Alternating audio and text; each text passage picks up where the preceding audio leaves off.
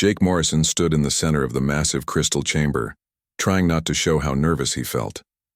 The walls around him glowed with soft blue light, and 12 different alien species sat in a circle, all staring at him. Some had tentacles instead of arms. Others looked like walking crystals or metal robots. A few had too many eyes, and one looked like a giant snake with arms.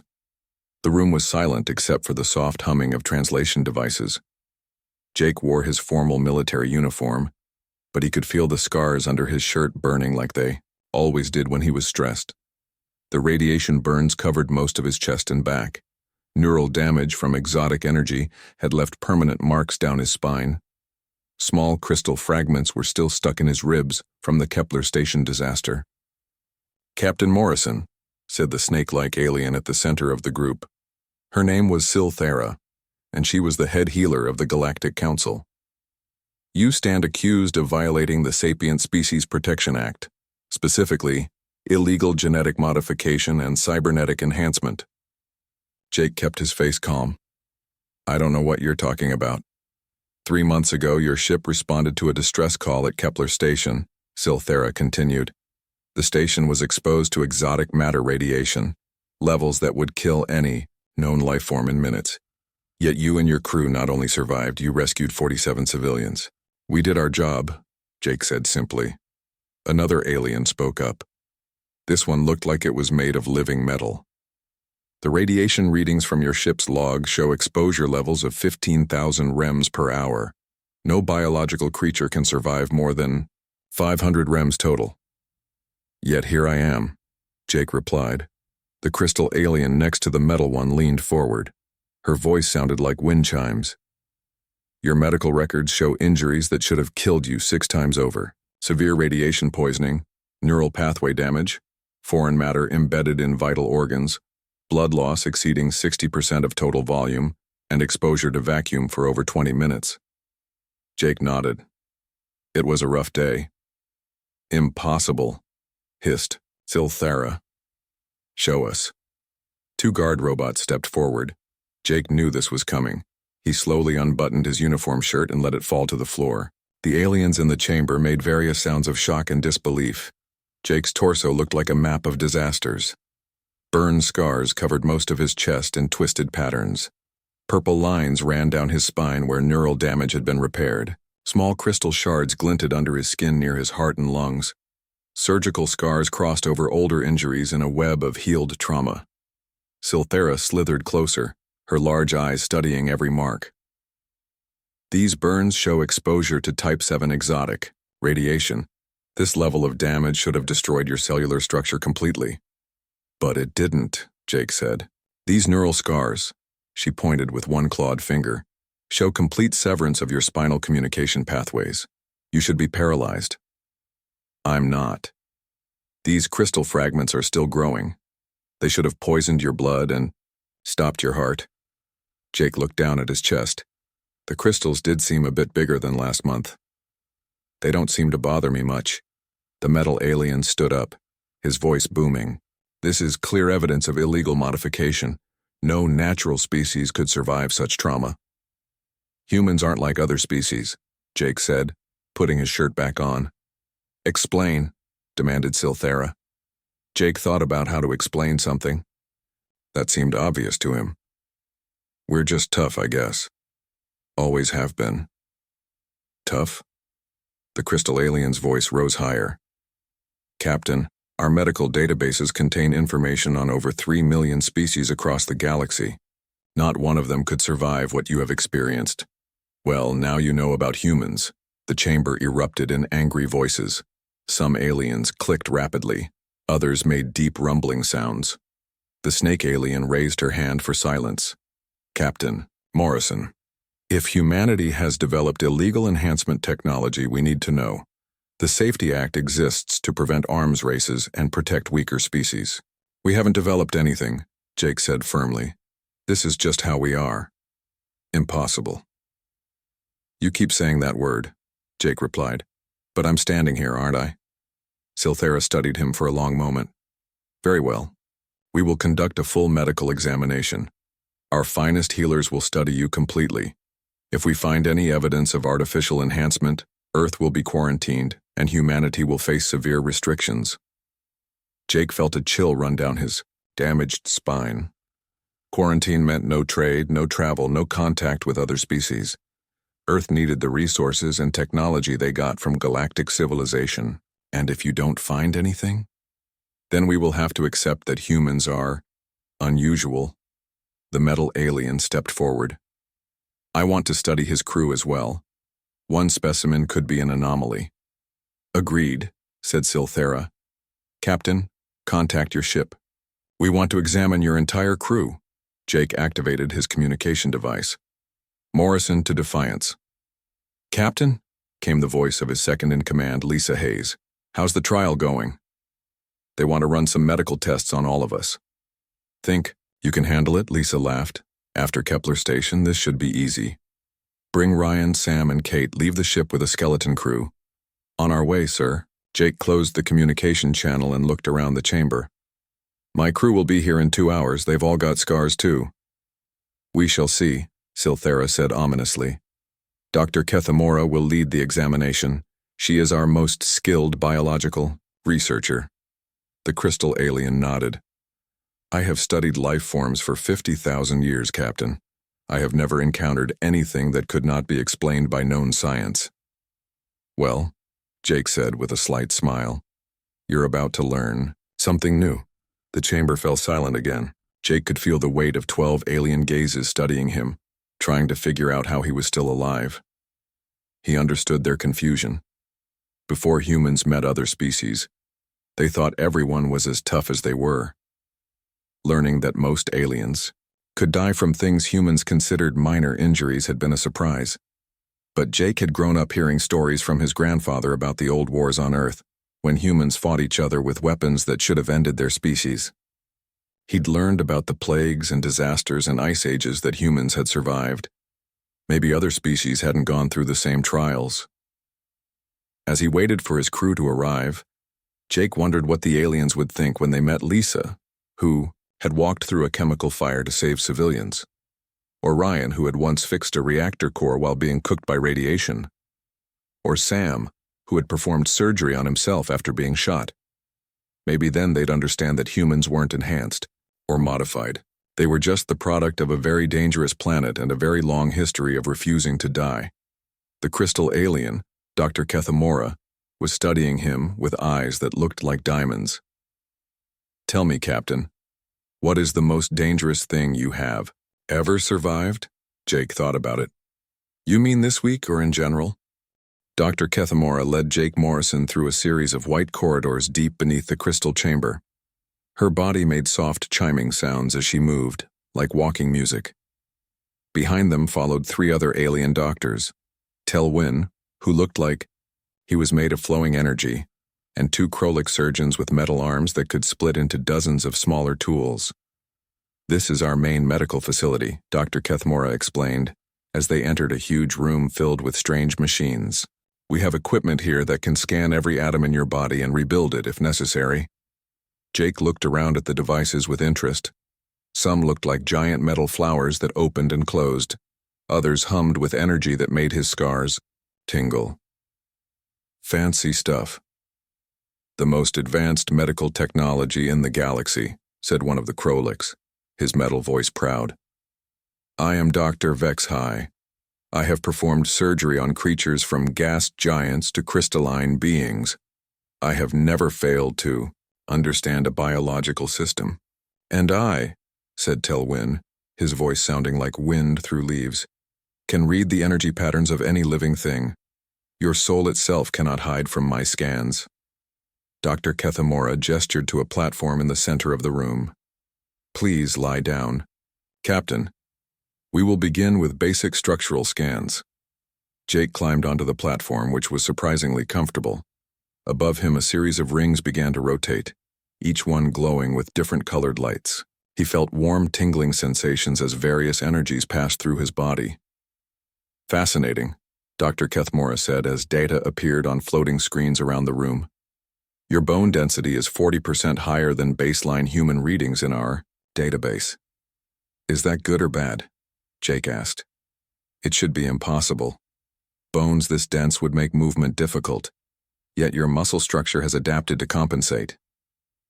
She looked closer at the readings. Captain, have you always been this strong?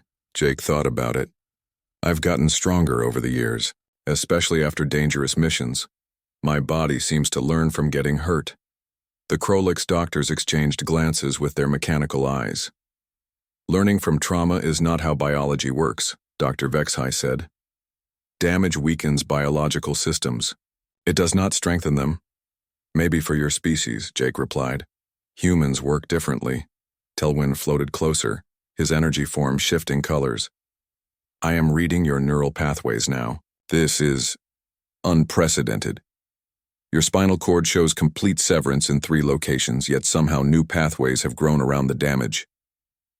That's why my back tingles sometimes, Jake said. Tingles? Dr. Kethmora sounded alarmed. You should be completely paralyzed.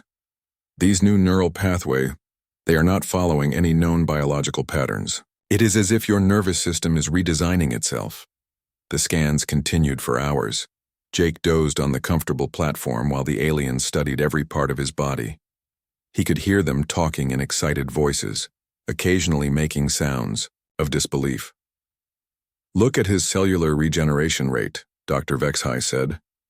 It is operating at 15 times normal speed, but without the usual cancer risks of rapid cell division. His blood chemistry is equally strange, added Dr. Kethmora.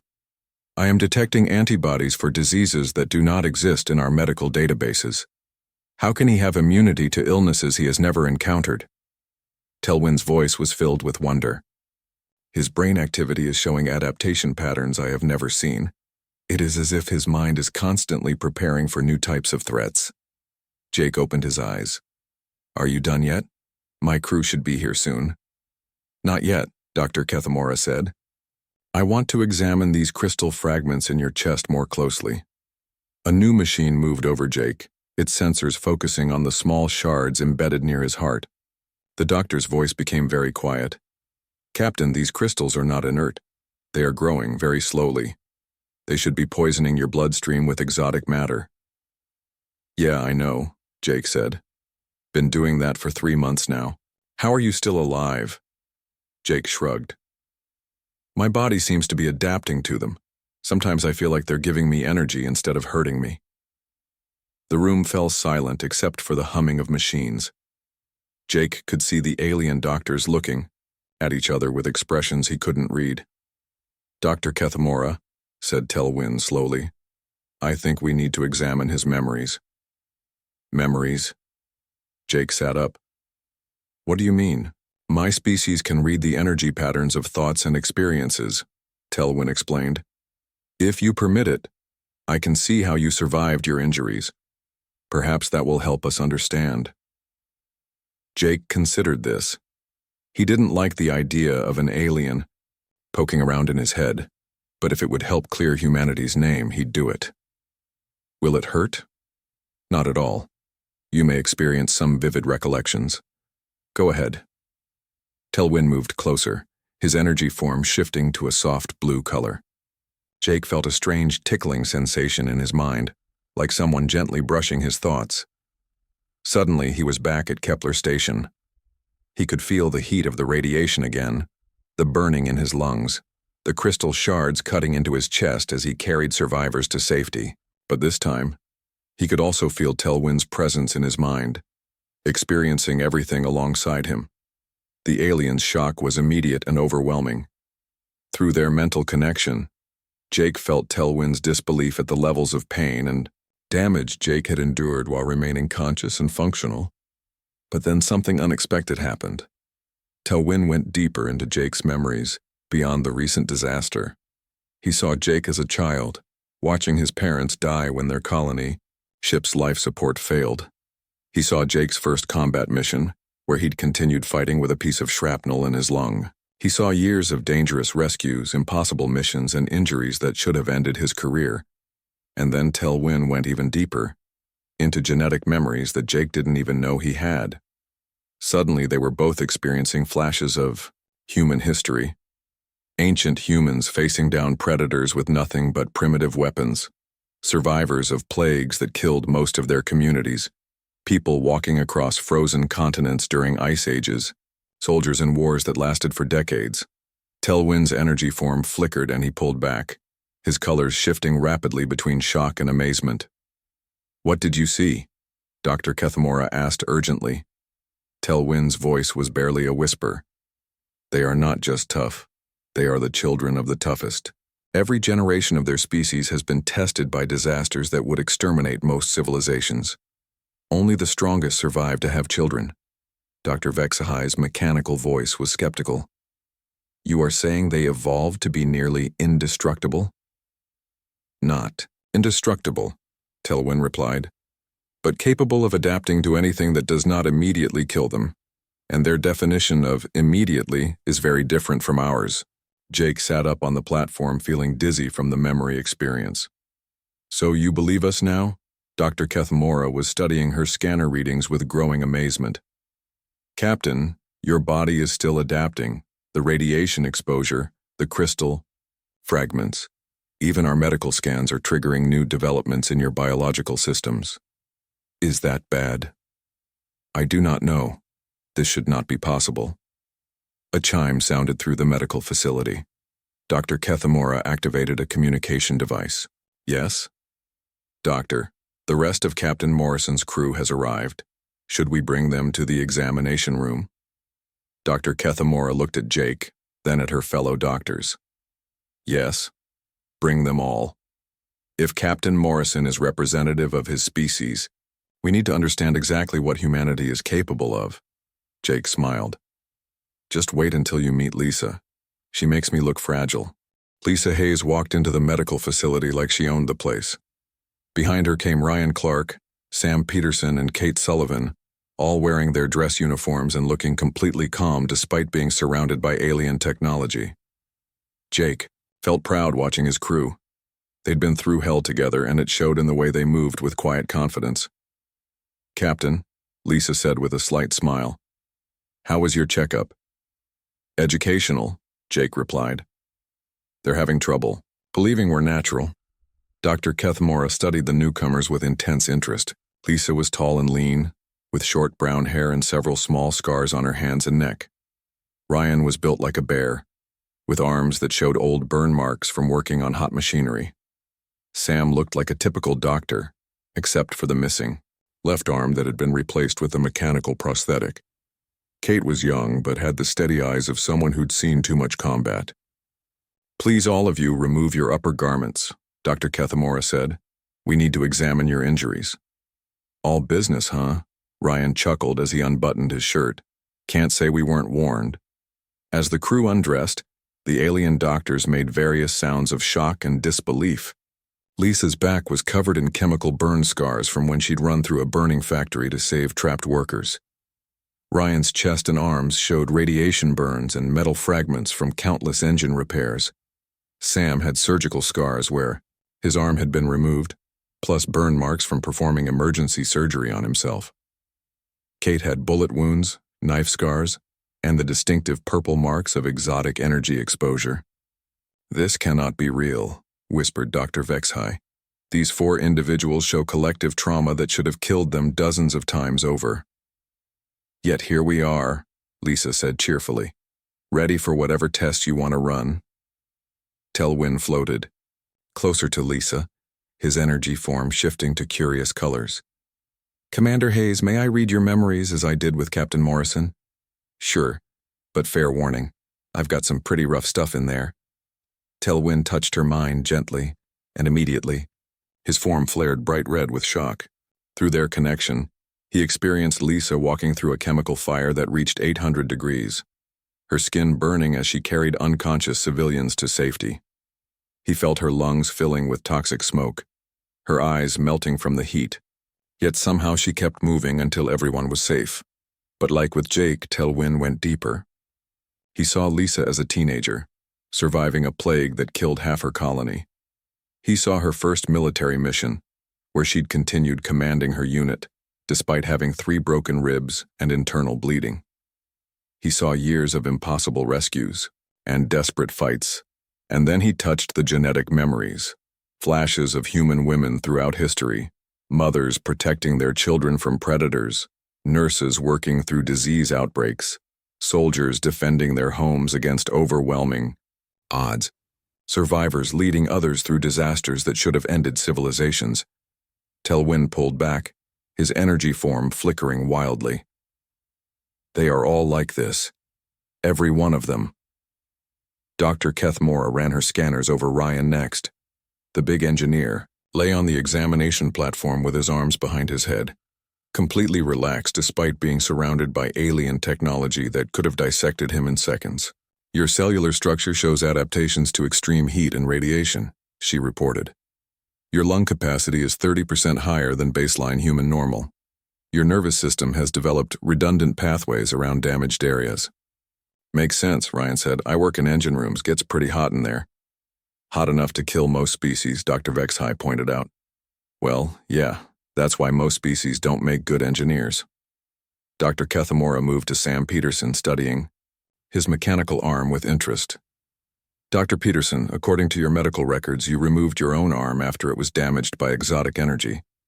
Then you performed surgery on yourself to install this prosthetic. How is this possible?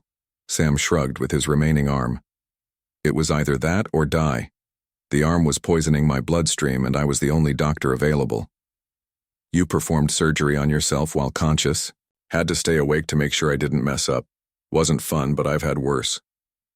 Telwyn read Sam's memories and saw him calmly cutting off his own arm, while radiation alarms blared around him. The alien's energy form turned pale blue with shock. Finally, they examined Kate Sullivan. Despite being the youngest crew member, her body showed signs of trauma that would have hospitalized most beings for years. Lieutenant Sullivan, Dr. Kethmora said slowly, you have survived 3 different types of energy weapon damage, multiple projectile wounds, and exposure to vacuum. How old are you? 26, Kate replied. Impossible. These injuries span at least a decade of combat experience. I started young, Kate said simply. Had to grow up fast after my colony was attacked. As the examinations continued, the alien doctors became increasingly agitated. They huddled together, talking in rapid voices while their equipment hummed and beeped around the humans. This changes everything we know about biological limits, Dr. Vexhai said to his colleagues. If this is representative of their species, it means humans are the most resilient creatures in known space, Dr. Kethmora finished. But how? What made them this way? Jake sat up on his examination table. Doctor, can I ask you something? What was the worst disaster your species ever survived?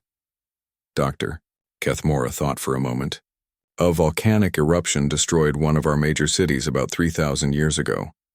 We lost 12,000 individuals and had to relocate to a different continent.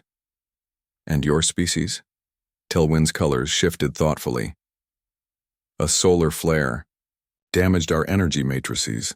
We nearly lost our ability to maintain physical form. It took us centuries to recover. Jake looked at his crew and they all shared understanding expressions. On Earth we call those Tuesday, he said quietly.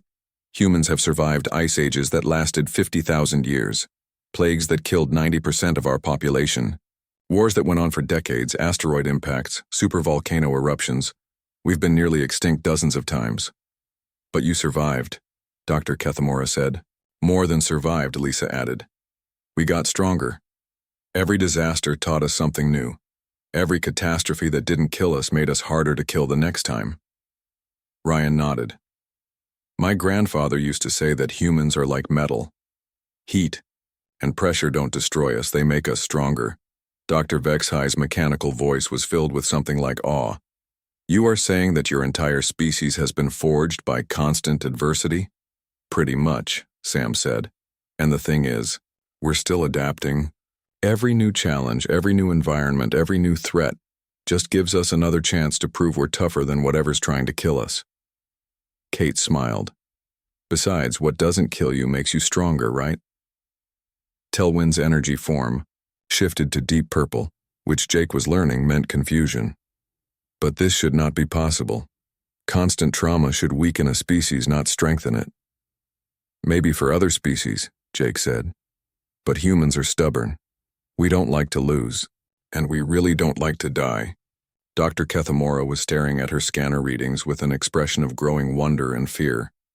Your cellular structures are continuing to adapt even now. Exposure to our medical scanners is triggering new developments. It is as if your bodies are learning from every new experience. Is that bad? Lisa asked. I do not know, the doctor admitted. We have never encountered anything like this.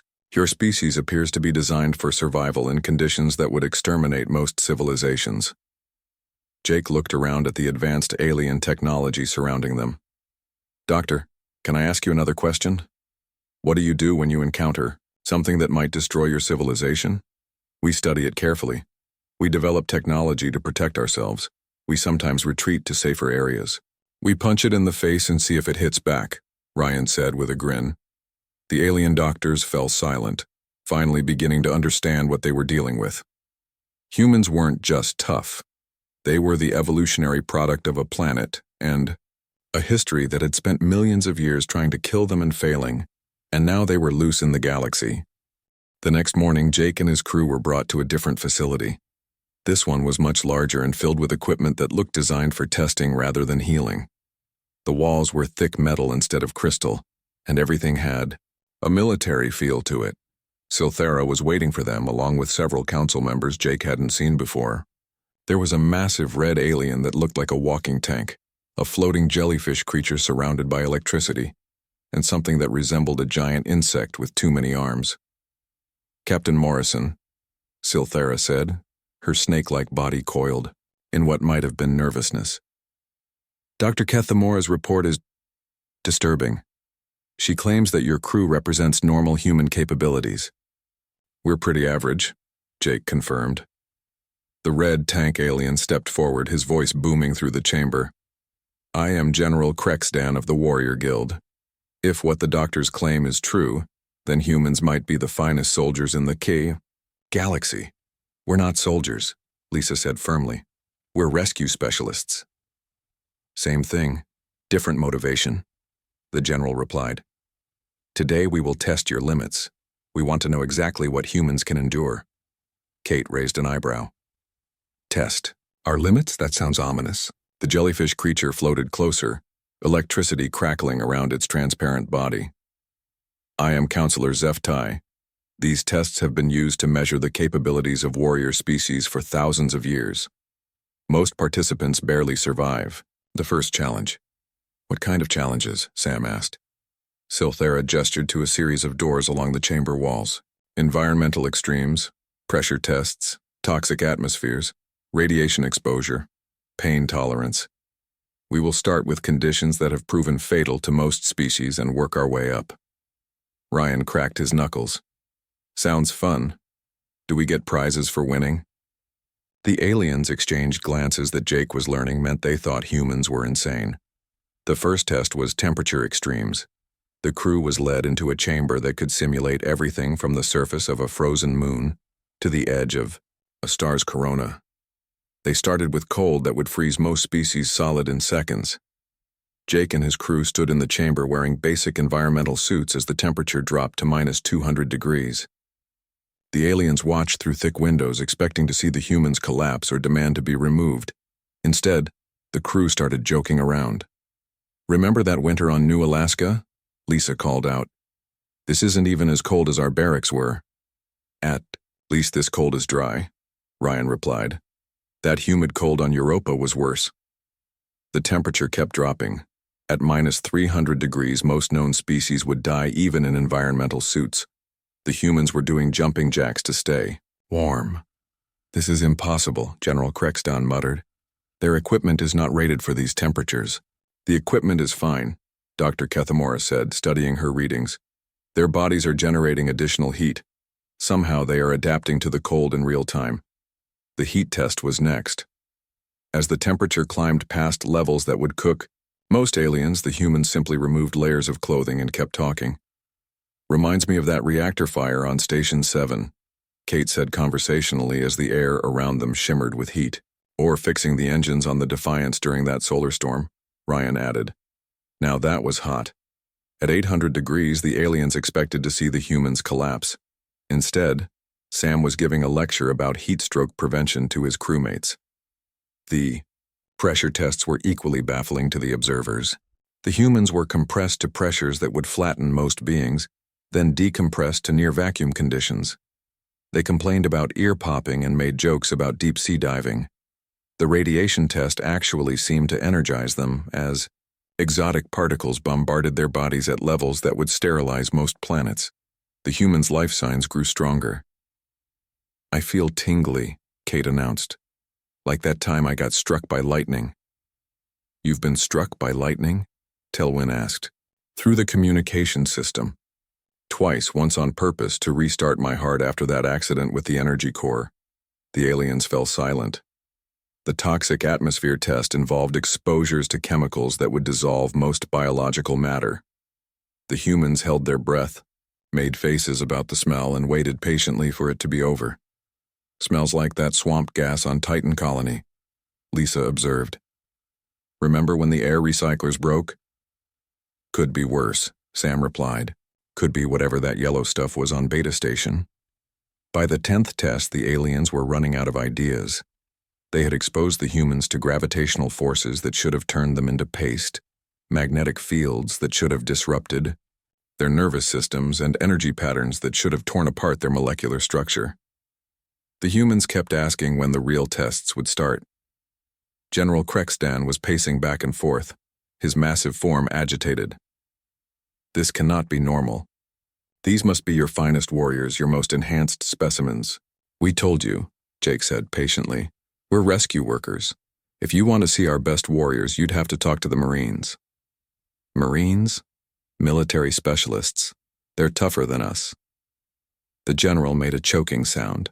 Counselor Zeftai was studying readings from all the tests, electricity crackling more rapidly around his body as he grew excited. Something extraordinary is happening. Each test is not just being survived, it is making them stronger. Their bodies are adapting to every new stress.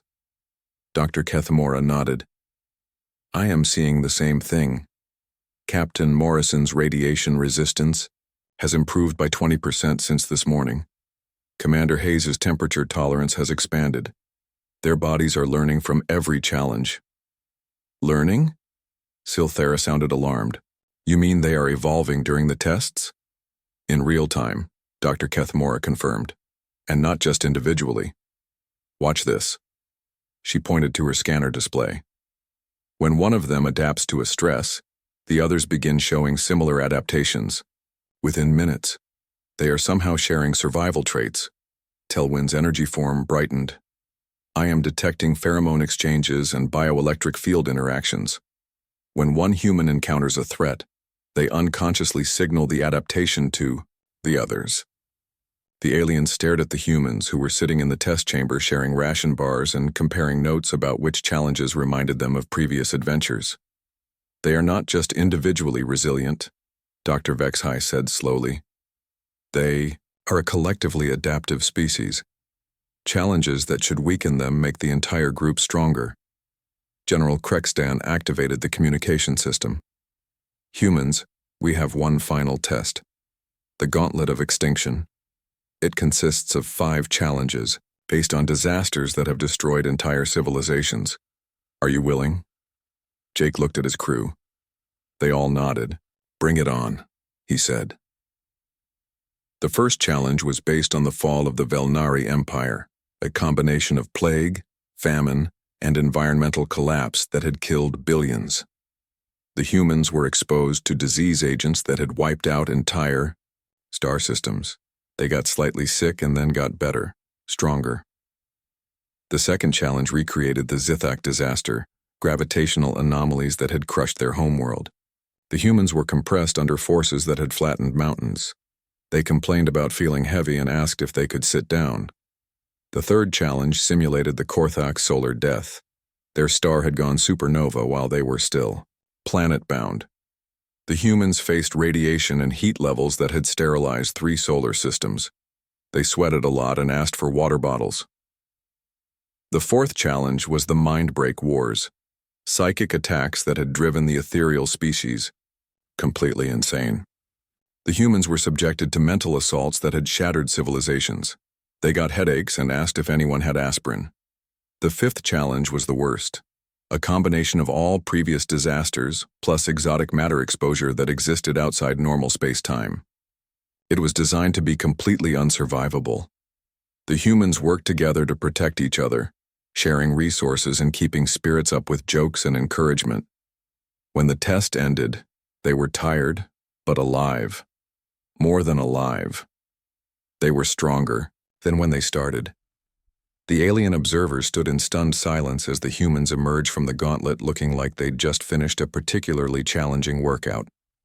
"So," Jake said, stretching his arms, "did we pass?" The council chamber was packed. Word had spread through the galactic government about the human tests, and representatives from dozens of species had come to see the results. Jake and his crew sat in the center of the crystal room, surrounded by aliens who stared at them with mixtures of awe, fear, and confusion. Silthera raised her arms for silence. Her snake-like body seemed more coiled than usual, and Jake noticed she kept her distance from the humans. "The medical examination and stress tests are complete," she announced. "Dr. Kethmora, please present your findings." The crystal doctor stood up, her body chiming softly as she moved. She looked tired, which Jake hadn't thought was possible for a being made of living mineral. "Honored counselors," she began, "I have studied biology for 50,000 years. I have examined life forms from gas giants to crystalline matrices to pure energy beings. I have never encountered anything like humanity." Murmurs went through the chamber. Some aliens clicked rapidly. Others made deep rumbling sounds. "These humans are not enhanced or modified," Dr. Kethmora continued. "They are the natural result of evolutionary pressures that would destroy most species. Their homeworld and their history have created beings designed for survival in impossible conditions." General Krextan stood up, his massive red form intimidating even among the other large aliens. "Doctor, are you saying they are naturally superior warriors?" "Not warriors," Dr. Kethmora corrected. "Survivors. There is a difference. Warriors are trained to fight. These humans are evolved to endure." A new voice spoke from the back of the chamber. Jake turned to see a small, delicate alien that looked like it was made of flower petals and light. Her voice was soft, but carried clearly. "I am Speaker Velnara of the Peaceful Collective. Dr. Kethmora, you said their presence is affecting other species." The doctor's crystalline face somehow managed to look uncomfortable. "Yes, Speaker. That is perhaps the most disturbing discovery. Prolonged exposure to humans is triggering adaptive responses in other species." The chamber erupted in shocked voices. Several aliens stood up, their forms agitated. "Explain," demanded Silthara. "During the 3 days of testing, I monitored not just the humans, but also all personnel in contact with them. Council members, medical staff, guards. Everyone showed signs of enhanced stress tolerance and improved physical resilience." Telwyn floated forward, his energy form shifting to urgent colors. "I can confirm this. My own energy matrix has stabilized, in ways I have never experienced. Contact with human bioelectric fields appears to have strengthened my molecular cohesion." Dr. Vexhai's mechanical voice added, "My biological components are showing improved efficiency and resistance to system failures." This began within hours of examining the humans. Jake looked around the chamber at the agitated aliens. "Is that bad?" "We do not know," Silthera admitted. "Change is dangerous. Stability is what allows our civilizations to coexist peacefully." Speaker, Velnara's flower-like form seemed to wilt slightly. "My people have survived for millions of years through careful avoidance of conflict and stress. If humans make us more resilient, we might lose our peaceful nature." "Or," said General Krextan thoughtfully, "they might make you strong enough that you no longer need to hide from conflict." Lisa stood up from the human group. "Counselors, may I say something?" Silthara nodded reluctantly. "You're all acting like being tougher is a bad thing," Lisa said. "But from what we've learned about galactic history, civilizations face extinction level Threats pretty regularly. Solar flares, asteroid impacts, plague outbreaks, resource depletion. Maybe having some extra resilience isn't such a terrible idea. An insect-like alien with multiple arms clicked rapidly. But change threatens the balance of power. If some species become stronger while others remain the same, then help everyone get stronger, Ryan suggested. That's what humans do. We don't just survive disasters, we help others survive them too. Kate nodded. That's why we were at Kepler Station. Those weren't human civilians we rescued. Sam added, every human colony has medical facilities that treat all species. We share our survival techniques with anyone who wants to learn. The chamber fell quiet as the aliens considered this. Jake could see them struggling with concepts that seemed obvious to him. Counselor Zeftai floated closer, electricity crackling around his jellyfish-like form. Dr. Kethmora, what are the long-term implications of human presence in the galaxy, the R? Crystal Doctor consulted her data displays. Unknown. But I have detected something else. Human colonies are not just affecting the inhabitants, they are affecting entire ecosystems. How? Several aliens asked at once.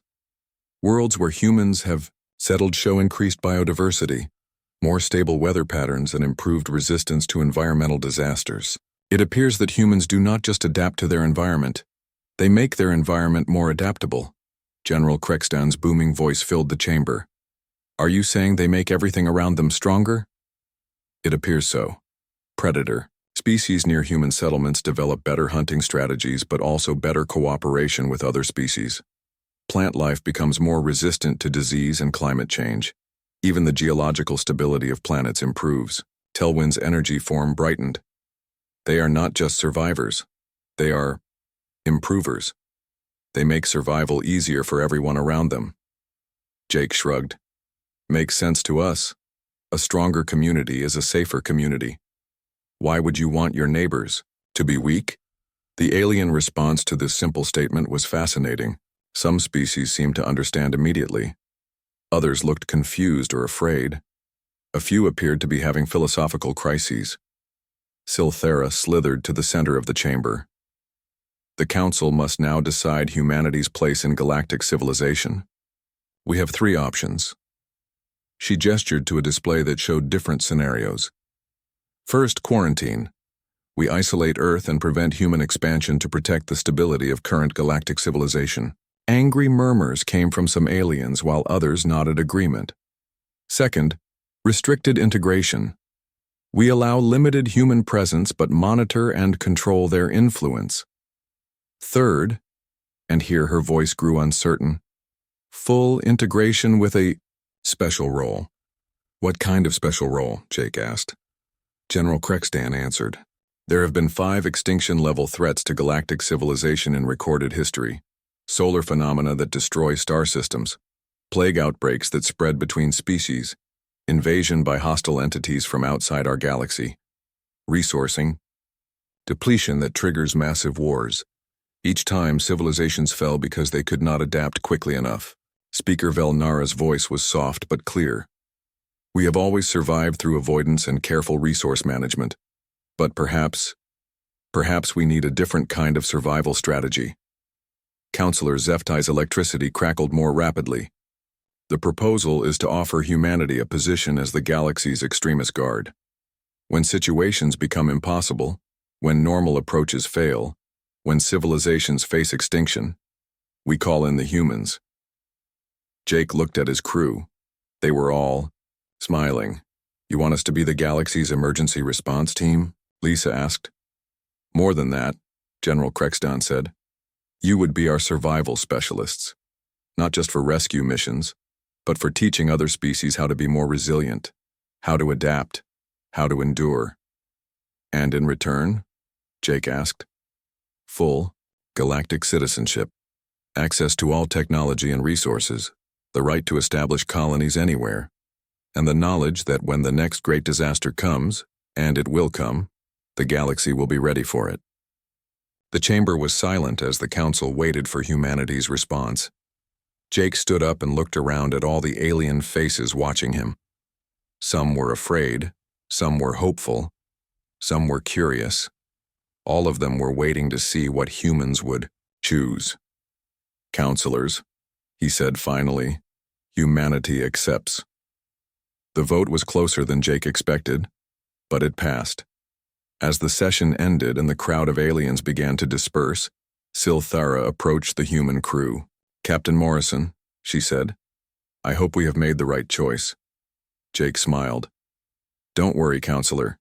Humans have a pretty good track record of making impossible situations work out." Dr. Kethmora approached as well, her crystalline form chiming softly. "Captain, there is one more thing. The scars you bear. We studied them thinking they would show us your limits. And," her voice held a mixture of wonder and respect, "instead, they showed us that humanity has none." As they prepared to leave the crystal chamber, Jake felt the familiar tingling of his scars. But for the first time since Kepler Station, it didn't feel like pain. It felt like possibility. The galaxy was about to learn what humans had always known, that surviving the impossible was just the first step. The real challenge was making sure everyone else could survive it too. And Jake, Morrison and his crew were ready to teach them how.